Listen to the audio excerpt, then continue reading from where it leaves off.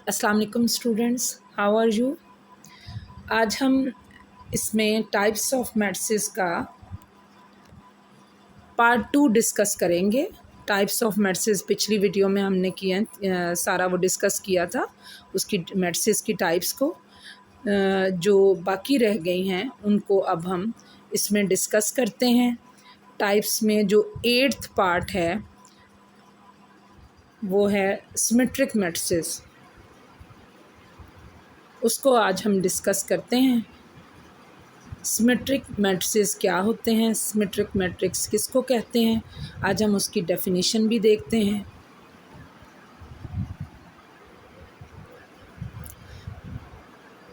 Symmetric matrix की definition start करते हैं। असिमेट्रिक मैट्रिक्स, अ स्क्वायर मैट्रिक्स। स्क्वायर मैट्रिक्स की डेफिनेशन पीछे मैंने आपको बताई थी कि स्क्वायर मैट्रिक्स एक मैट्रिक्स जिसके अंदर number of rows number of columns के बराबर हों वो स्क्वायर मैट्रिक्स कहलाता है। एक स्क्वायर मैट्रिक्स कब सिमेट्रिक होता है? A square matrix is symmetric if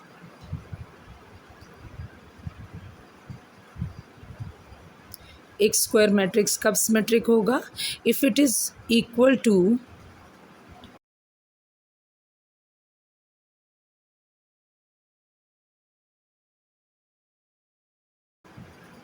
it's transpose. अगर एक स्क्वायर मैट्रिक्स अपने ट्रांसपोज के इक्वल हो जाता है, जो हम उसका ट्रांसपोज फाइंड आउट करते हैं by changing rows into columns. अगर उसका ट्रांसपोज और वो स्क्वायर मैट्रिक्स दोनों सेम हो जाते हैं, वो उसके इक्वल हो जाता है, तो उस स्क्वायर मैट्रिक्स को हम कहेंगे कि ये सिमेट्रिक है। A square matrix is symmetric if it is equal to its transpose. That is matrix A is symmetric. कोई मैट्रिक्स ए है उसको हम सिमेट्रिक कब कहेंगे? If A transpose is equal to A. अगर दोनों ट्रांसपोज और वो मैट्रिक्स दोनों सेम हो जाते हैं, इक्वल हो जाते हैं, तो वो सिमेट्रिक कहलाएगा। इन अदर वर्ड्स, जब हम उसके रोज़ और कॉलम्स को चेंज करते हैं, रोज़ को कॉलम्स में चेंज करते हैं, तो मैट्रिक्स पर कोई फ़र्क नहीं पड़ता, कोई डिफरेंस नहीं होता दोनों में, तो मैट्रिक्स ए सिमेट्रिक कहलाएगा क्योंकि उसका ट्रांसपोज उसके बराबर हो चुका है। रोज़ को कॉलम्स में चेंज करने से उस पर कोई फ़र्क नहीं पड़ा। फॉर एग्ज़ाम्पल, फर्स्ट एग्ज़ाम्पल है if m is equal to. अगर हमारे पास m एक मैट्रिक्स, आप स्क्रीन पे देख सकते हैं, m एक मैट्रिक्स है, 3x3 ऑर्डर का एक मैट्रिक्स है।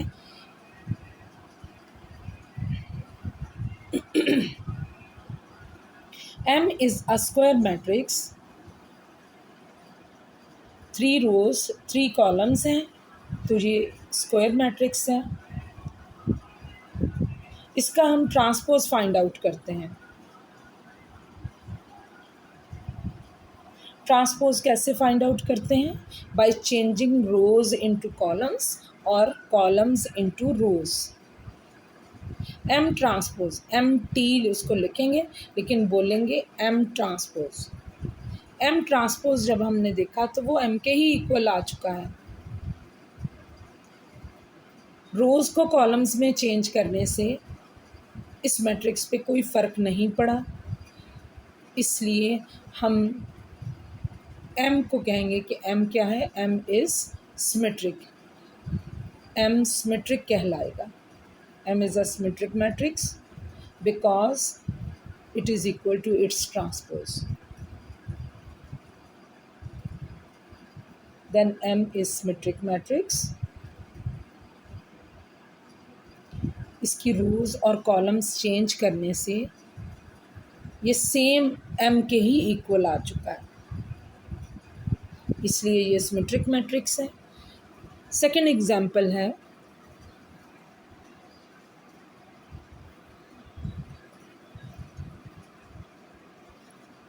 A is 2 1 3 minus 1 2 2 3 1 3, ये भी एक स्क्वायर मैट्रिक्स है। 3 रोज और 3 कॉलम्स हैं इस मैट्रिक्स के अंदर। देन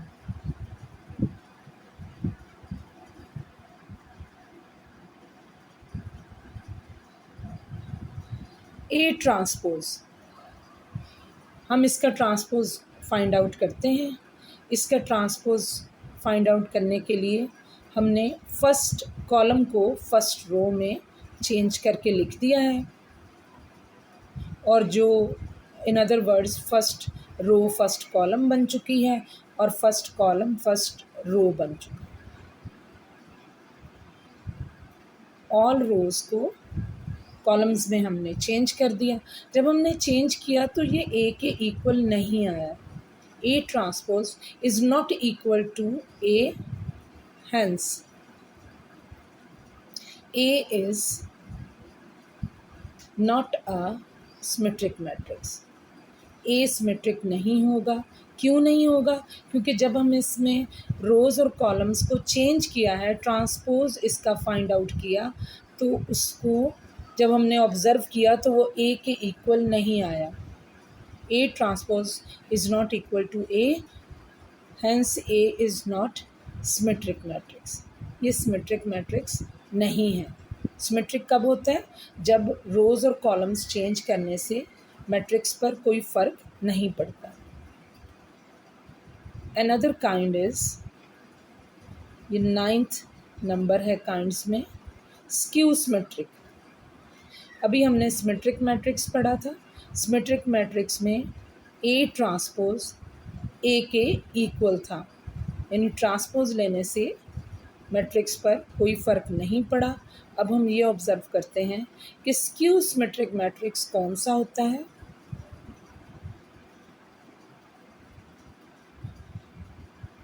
अ स्क्वायर मैट्रिक्स, इन दोनों डेफिनेशंस के लिए मैट्रिक्स को स्क्वायर मैट्रिक्स होना लाजमी है। कोई और मैट्रिक्स नहीं ले सकते हम यहाँ। रेक्टेंगुलर मैट्रिक्स कोई नहीं ले सकते। रोज़ और कॉलम्स सेम होनी चाहिए, क्योंकि रेक्टेंगुलर मैट्रिक्स लेंगे तो उसमें तो वैसे ही ट्रांसपोज लेने से चेंज हो जाएगा। Square matrix A is said to be skew symmetric. एक स्क्वायर मैट्रिक्स ए कब स्क्यू सिमेट्रिक होगा?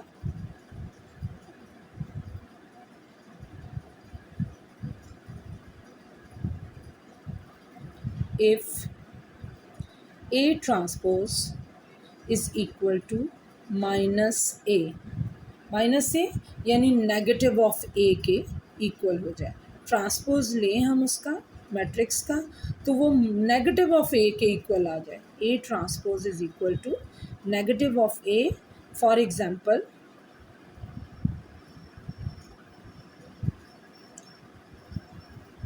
ए हमने एक मैट्रिक्स लिया है।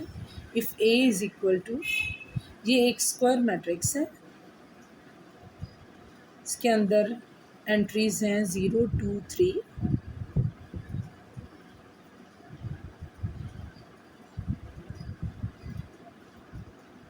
-2 0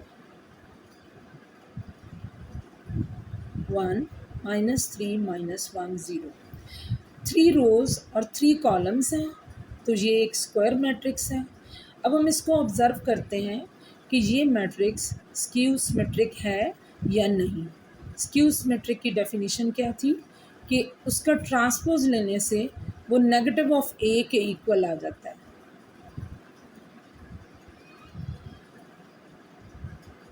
इसमें हम सबसे पहले इसका ट्रांसपोज लेंगे, यानी जो रोज़ हैं उनको कॉलम्स के अंदर इंटरचेंज कर देंगे।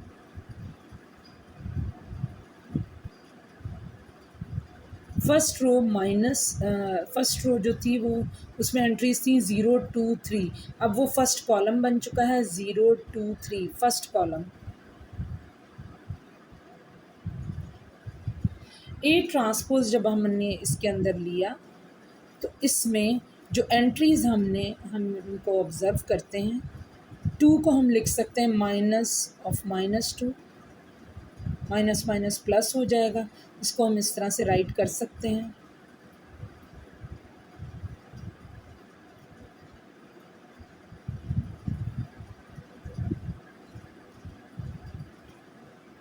इन एंट्रीज़ में हमने साइन को इस तरह से एडजस्ट किया है ताकि तमाम जो एलिमेंट्स हैं, तमाम एंट्रीज़ हैं, उनमें से माइनस साइन को हम कॉमन ले सकें, माइनस साइन को हम बाहर निकाल सकें ऑल एंट्रीज से। अब हम इसमें से माइनस साइन को हम इसमें से कॉमन कर लेते हैं हर एंट्री में से। ये नहीं कि सिर्फ एक कॉलम या एक रो में से हमने निकालना है, ऑल एंट्रीज़ में से जो नेगेटिव साइन है वो हम बाहर कॉमन ले लेंगे। तो अंदर जो अब हमने मैट्रिक्स लिखा है, वो जो ब्रैकेट्स के अंदर एलिमेंट्स थे उनको उसी तरह से लिख लिया। तो ये हम देखते हैं कि ये तो नेगेटिव ऑफ ए के इक्वल आ गया है। तो ए ट्रांसपोज हमने लिया था, उसमें से फिर हमने साइन को एडजस्ट किया। तो हम देखते हैं कि A transpose is equal to minus A.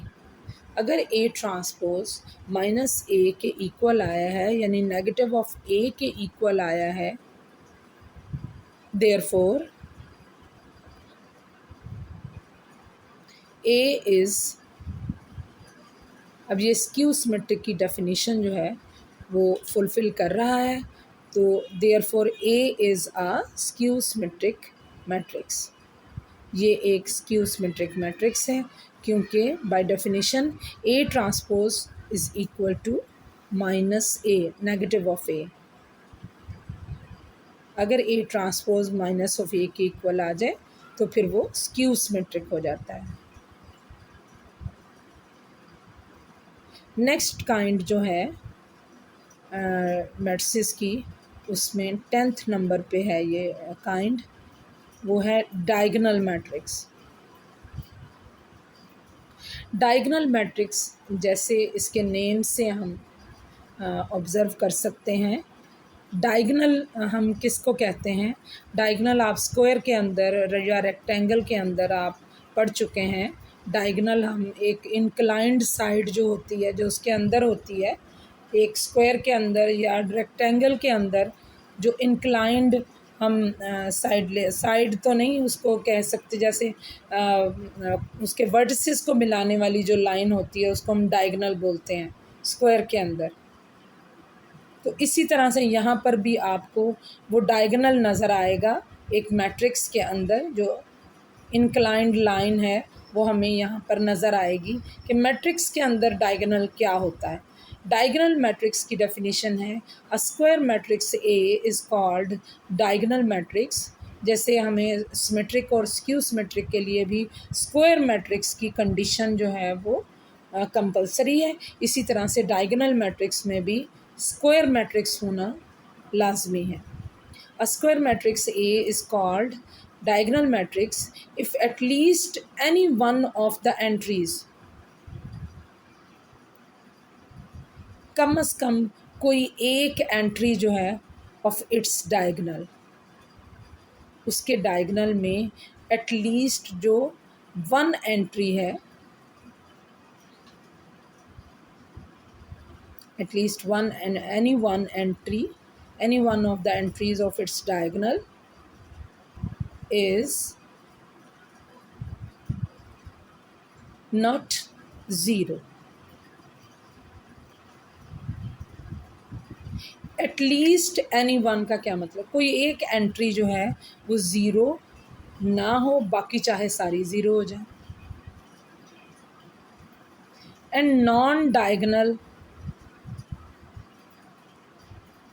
Non diagonal यानी जो डायगोनल में ना हो, जो डायगोनल में ना लिखी जाए, उन्हें नॉन डायगोनल एंट्रीज़ कहते हैं।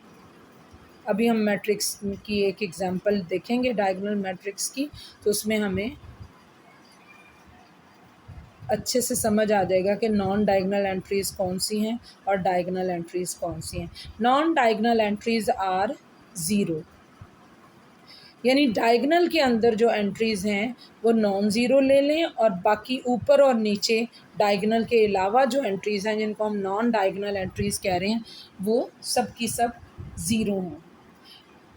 इस वक्त एक मैट्रिक्स है और उसमें हमें डायगनल क्लियरली नज़र आ रहा है 1 2 3, ये डायगनल की फॉर्म में हमने एंट्रीज़ लिखी हैं। ये स्क्वायर मैट्रिक्स है और आप देख सकते हैं स्क्रीन पर कि ए मैट्रिक्स में डायगनल के अलावा जो एंट्रीज़ हैं वो सब की सब ज़ीरो हैं। डायगनल में एंट्रीज़ हैं फर्स्ट रो में 1, second row second column 2, third row third column वो 3 है। इसी तरह बी एक मैट्रिक्स है, उसके अंदर भी डायगनल की जो एंट्रीज़ हैं वो हैं 1 2 2। बाकी जो नॉन डायगनल एंट्रीज़ हैं वो ऑल ज़ीरो हैं। सी मैट्रिक्स है उसके बाद, ये भी एक स्क्वायर मैट्रिक्स है और इसके अंदर हम देख सकते हैं कि डायगनल के अंदर 3 एंट्रीज़ जो होती हैं उनमें से एक ज़ीरो है। एटलीस्ट 1 का कहा था कि एटलीस्ट 1 जो है वो नॉन ज़ीरो हो जाए, बाकी चाहे सारी ज़ीरो हो जाए। ये तीनों जो एग्जांपल्स हैं ये डायगनल मैट्रिसेस की एग्जांपल्स हैं। A B and C are all diagonal matrices of order 3/3। ये तीनों जो मैट्रिसेस हैं ये 3/3 ऑर्डर के हैं, यानी स्क्वायर मैट्रिसेस हैं। और इसमें हमने ऑब्ज़र्व किया कि डायगनल की एंट्रीज़ के अलावा जो नॉन डायगनल एंट्रीज़ हैं वो सब की सब ज़ीरो हैं। डायगनल में एक एंट्री एटलीस्ट नॉन ज़ीरो हो, बाकी सारी ज़ीरो हो सकती हैं, लेकिन एक एटलीस्ट नॉन ज़ीरो है। एम एक मैट्रिक्स है, ये एक अनदर एग्जांपल है। एम एक मैट्रिक्स है, ये 2/2 का है स्क्वायर मैट्रिक्स। और एन ये भी एक स्क्वायर मैट्रिक्स है 2/2 ऑर्डर का। दोनों मैट्रिसेस के अंदर हमें डायगनल एंट्रीज़ जो हैं जो नज़र आ रही हैं, एम में 2 3 डायगनल एंट्रीज़ हैं, एन के अंदर 1 4 डायगनल एंट्रीज़ हैं। तो इसमें भी जो नॉन डायगनल एंट्रीज़ हैं वो ज़ीरो हैं। Are diagonal matrices of order 2/2, ये भी डायगनल मैट्रिसेस हैं और इनके ऑर्डर हैं 2/2, यानी 2 रोज़ एंड 2 कॉलम्स। नेक्स्ट जो काइंड है मैट्रिसेस की 11th काइंड समझ लें या 11th नंबर पर जो काइंड है वो है स्केलर मैट्रिक्स। स्केलर मैट्रिक्स क्या होता है? स्केलर हम किन को कहते रहे? स्केलर क्वांटिटीज़ या स्केलर्स जो हैं वो नंबर्स ही होते हैं। कोई स्केलर्स जो होते हैं उनको हम, जैसे रियल नंबर्स हैं वो भी हमारे स्केलर कहलाते हैं। कोई कांस्टेंट वैल्यूज़ जो होती हैं उनको भी हम स्केलर कहते हैं। स्केलर मैट्रिक्स की क्या डेफिनेशन है? अ diagonal matrix is called a scalar matrix. अब स्केलर मैट्रिक्स के लिए डायगोनल मैट्रिक्स होना ज़रूरी है। डायगोनल मैट्रिक्स के लिए स्क्वायर मैट्रिक्स होना ज़रूरी है, तो ऑटोमेटिकली स्केलर मैट्रिक्स के लिए भी एक स्क्वायर मैट्रिक्स होना ज़रूरी है। स्केलर मैट्रिक्स, एक डायगोनल मैट्रिक्स कब स्केलर मैट्रिक्स होगा? If all the diagonal entries, scalar matrix की जो डायगोनल की एंट्रीज़ हैं, डायगोनल मैट्रिक्स है तो उसके अंदर एक डायगोनल होगा और उसकी जो डायगोनल एंट्रीज़ हैं, if all the diagonal entries are same, अगर उसकी जितनी भी उसके अंदर डायगोनल एंट्रीज़ हैं वो सेम हो जाएं तो हम उस मैट्रिक्स को, उस डायगोनल मैट्रिक्स को स्केलर मैट्रिक्स कहते हैं। अब हम इसकी एग्जांपल भी देखेंगे।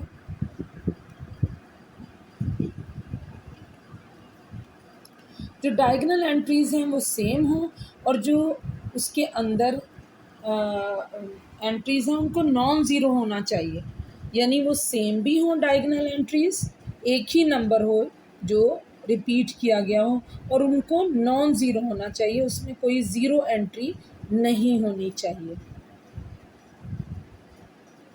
सेम एंट्रीज होनी चाहिए डायगोनल के अंदर। फॉर एग्ज़ाम्पल ये हम एक मैट्रिक्स देख रहे हैं जिसके अंदर ये 3x3 ऑर्डर का एक स्क्वायर मैट्रिक्स है और डायगोनल भी है क्योंकि इसके अंदर डायगोनल एंट्रीज़ हैं और नॉन डायगोनल एंट्रीज ज़ीरो हैं। तो इसके डायगोनल मैट्रिक्स के अंदर जो एक कांस्टेंट है, एक कांस्टेंट वैल्यू है, वो है k, where k is a constant. Diagonal के अंदर हमें ये नज़र आ रहा है कि ये k जो है वो एक कांस्टेंट है और वो ज़ीरो के बराबर नहीं है, which is not equal to zero और 1, यानी k कोई भी नंबर है जो ज़ीरो के बराबर, नॉन ज़ीरो एंट्री है। तो ये डायगोनल के अंदर हमने सेम k ही लिखा हुआ था। Also a is equal to a एक अनदर मैट्रिक्स है और इसके अंदर जो डायगोनल एंट्रीज़ हैं उनमें एक ही नंबर है, सेम होना चाहिए था ना, सारी एंट्री सेम होनी चाहिए। तो 2 जो है वो डायगोनल एंट्रीज़ में जो एक नंबर है वही 3 टाइम्स लिखा गया है। तो 2 एक स्केलर है, तो 2 एक कांस्टेंट है, तो हमारे पास जो a है वो भी एक स्केलर मैट्रिक्स बन जाएगा। b भी एक स्केलर मैट्रिक्स है, उसमें डायगोनल में 3 लिखा हुआ है, डायगोनल एंट्रीज़ में एक ही नंबर है जो रिपीटेड है, 3 को रिपीट किया गया है। एंड c जो है वो 1x1 ऑर्डर का एक मैट्रिक्स है और उसमें 5 है। अब यहाँ पर आप कह रहे होंगे कि जी ये डायगोनल में तो सिर्फ एक ही नंबर है, तो एक नंबर भी हो सकता है, स्क्वायर मैट्रिक्स है और उसमें डायगोनल में 5 ही है जो ओनली 1 एंट्री है और वो नॉन ज़ीरो है। These are all examples of scalar matrices. ये सब के सब स्केलर मैट्रिसेस हैं of order 3x3, 2x2 and 1x1 respectively. तो इस तरह से डायगोनल की एंट्रीज़ में एक ही नंबर को हम रिपीट कर दें तो वो हम गेट कर लेते हैं स्केलर मैट्रिक्स।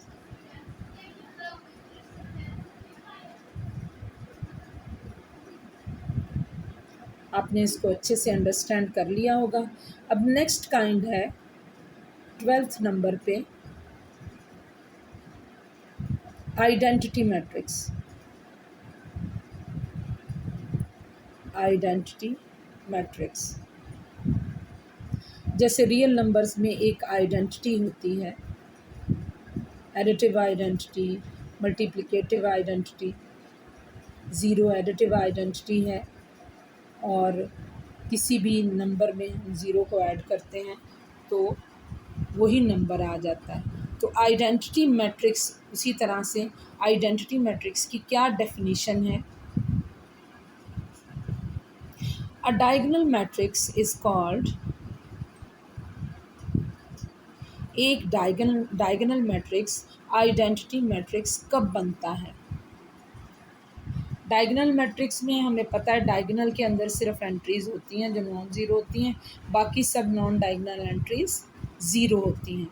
तो डायगोनल मैट्रिक्स जो है उसको हम आइडेंटिटी मैट्रिक्स कैसे बनाते हैं, या एक डायगोनल मैट्रिक्स कब आइडेंटिटी मैट्रिक्स बनता है, वो अब हम इसमें डिस्कस करेंगे। अ diagonal matrix is called identity matrix, इसका अनदर नेम है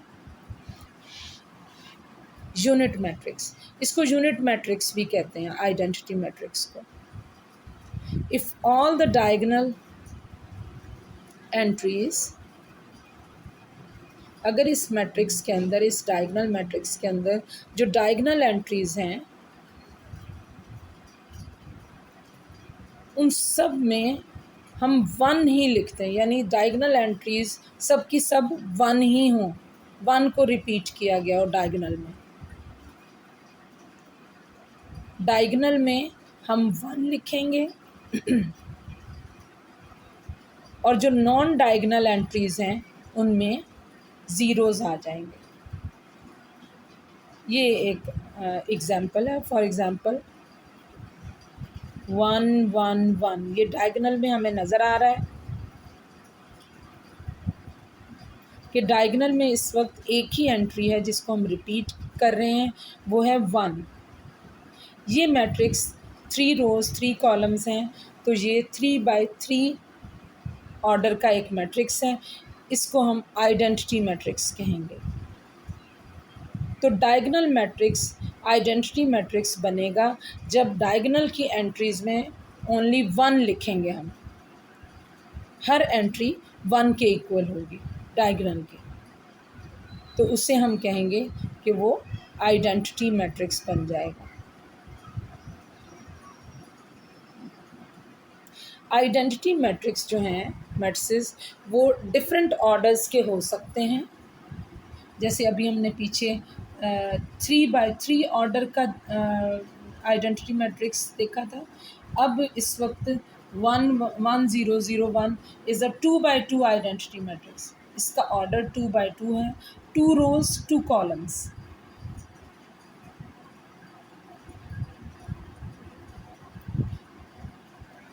इसी तरह से ओनली 1 डायगोनल में ओनली 1 लिखा है, एक ही एलिमेंट है। ये 1 बाय 1 ऑर्डर है इसका, 1 रो 1 कॉलम, 1 बाय 1 ऑर्डर का आइडेंटिटी मैट्रिक्स है। इस मैट्रिक्स के अंदर ओनली 1 एलिमेंट है, दैट इज़ 1।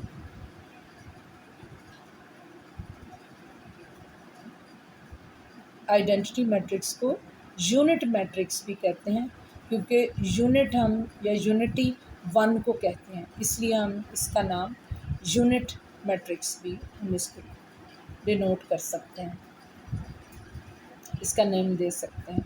अब एक इम्पॉर्टेंट नोट है जिसको हम डिस्कस करेंगे। इम्पॉर्टेंट नोट है इन्हीं काइंड्स से रिलेटेड जो हमने काइंड्स डिस्कस किए हैं, diagonal matrices, scalar matrices, identity matrices, इन्हीं से रिलेटेड ये नोट है। और ये नोट हमें अच्छे से अंडरस्टैंड करना है, क्योंकि ये MCQs के लिए आपको बहुत हेल्प देगा।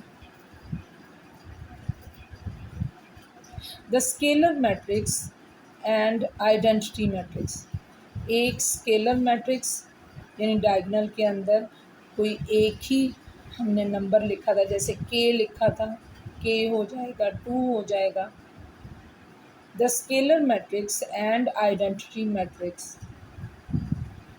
Are diagonal matrices. ये दोनों डायगोनल मैट्रिसेस की ही काइंड्स हैं,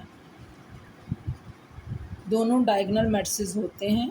the scalar matrix and identity matrix. Scalar के अंदर एक ही हम नंबर को रिपीट कर देते हैं डायगोनल में, इसी तरह से आइडेंटिटी मैट्रिक्स में 1 को रिपीट कर देते हैं डायगोनल में। तो ये दोनों डायगोनल मैट्रिसेस होते हैं। दोनों के अंदर एंट्रीज ओनली डायगोनल में जो होती हैं ना एंट्रीज, वो नॉन ज़ीरो होती हैं। बाकी जो नॉन डायगोनल एंट्रीज हैं वो ज़ीरो होती हैं, above the diagonal and below the diagonal.